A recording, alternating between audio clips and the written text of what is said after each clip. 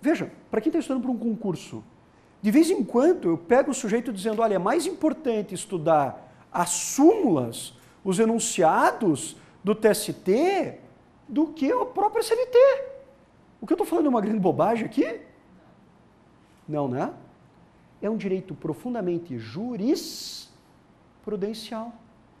Olha só, o papel do legislador não é um papel assim que não é importante. É claro que é um papel tremendamente importante, o papel do legislador. No nosso ordenamento jurídico, falar que o legislador não é importante é uma grande bobagem. O legislador é importantíssimo. O momento do legislador é importantíssimo. Mas o momento do intérprete, do aplicador, também é fundamental. E ele também cria direito. Qual é a grande crítica que é feita àqueles juízes que aplicam e aplicam muito, talvez de forma até exagerada, as cláusulas gerais dos princípios? Críticas, em regra, de caráter conservador, mas não só de caráter conservador. Mas qual que é a grande crítica que é feita a esses juízes, né, que aplicam e defendem muito a aplicação das cláusulas gerais, dos princípios? Um juiz que aplica muito o princípio cláusula geral pode ser o quê? Um juiz o quê? Ele pode escorregar onde? Na arbitrariedade. Pode ser um juiz arbitrário. Por quê? Porque aplicar uma regra, o juiz está mais preso. É claro que ele tem que interpretar também a regra, mas a possibilidade de interpretação da regra, ela é menor do que as possibilidades de interpretação e de construção a partir da cláusula geral e dos princípios. Então, olha aqui, fazendo uma síntese para vocês, isso é um ponto de teoria do direito importantíssimo hoje. Existem vários tipos normativos no nosso ordenamento jurídico.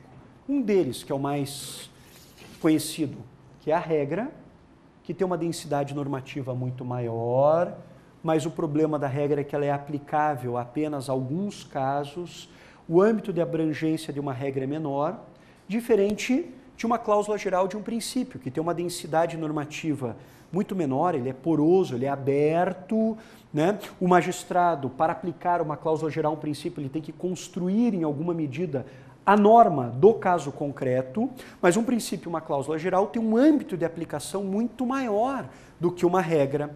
A regra nós aplicamos como regra com base na lógica da subsunção. Dado o caso A, aplico a regra B e tem a consequência C. Dado o caso A, meu avô faleceu, aplico a regra B.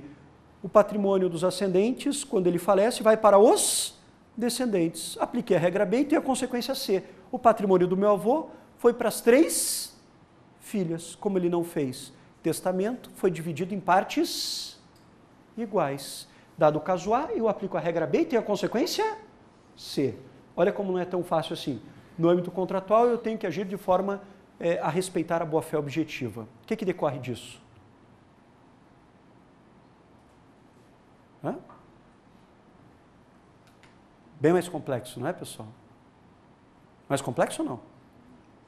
Muito mais complexo. Concorda com o que eu estou falando aqui? Professor, Oi. seria muito simplista você colocar aqui hoje, no está havendo uma mesclagem do positivista com o naturalista? Se seria simplista, a pergunta que foi feita é uma pergunta interessantíssima. Se seria simplista a gente dizer que talvez hoje a gente está mesclando essas visões juspositivistas com o justnaturalismo. Assim, colocar dessa forma, talvez seria um pouco simples, mas o teu raciocínio tem muito de teoria do direito aí. Por quê? Porque nós não acreditamos mais em direitos naturais. Nós sabemos que o direito é algo profundamente histórico e varia no tempo e do lugar, né? E numa sociedade como a nossa, de aceleração econômica, tecnológica, acreditar em direitos naturais é algo no mínimo ingênuo. Por outro lado, a gente também não acredita mais pura e simplesmente no direito positivo, no direito posto. As pessoas chegaram à conclusão que o direito, como uma simples técnica de resolução de conflitos, ele também não dá conta de responder aos anseios de toda a sociedade, que é importante sim irmos atrás de uma ideia de fundamento do direito, da importância do direito. Nós não acreditamos em um direito que vem do alto, né, e vem de longe, o direito que descamba na cabeça das pessoas. Não, nós estamos preocupados sim com a legitimidade do direito. Eu quero dizer, eu cumpro com o direito não por uma questão de obediência, mas sim por uma questão de observância. O que diz o Grossi, se você cumpre com o direito por uma questão de obediência, você está cumprindo com um direito que você não considera um direito legítimo, que não existe legitimidade por parte desse direito.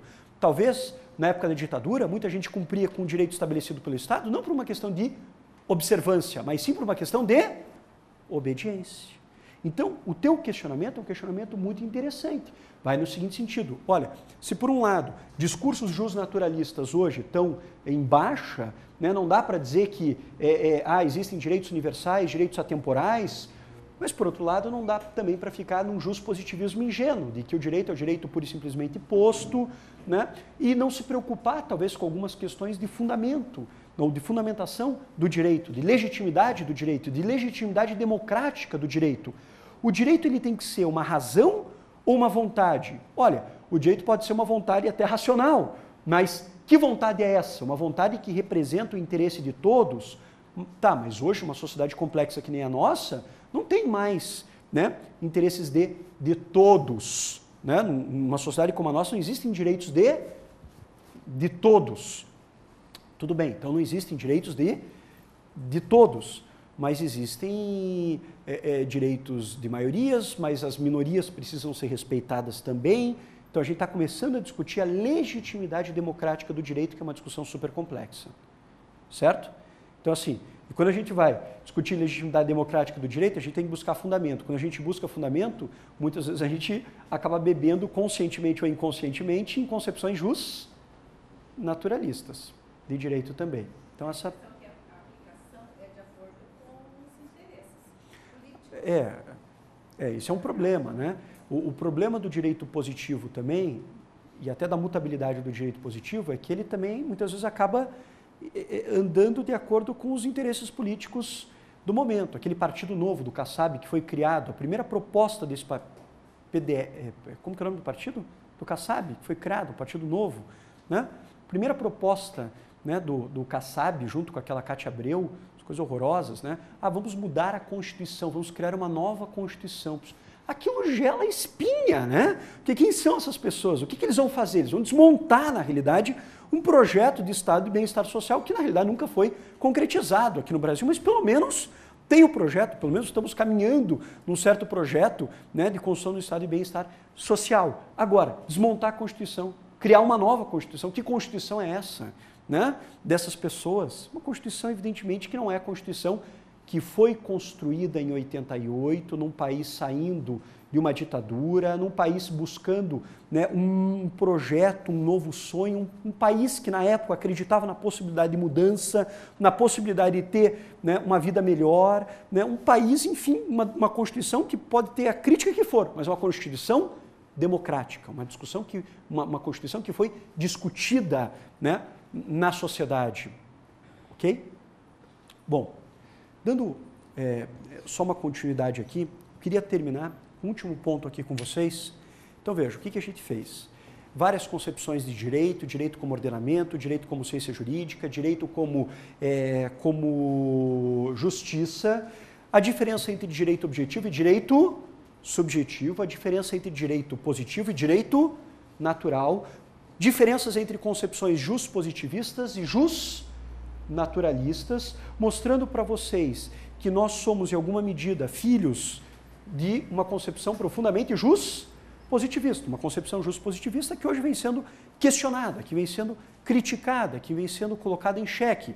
O grande positivista do século XX foi quem?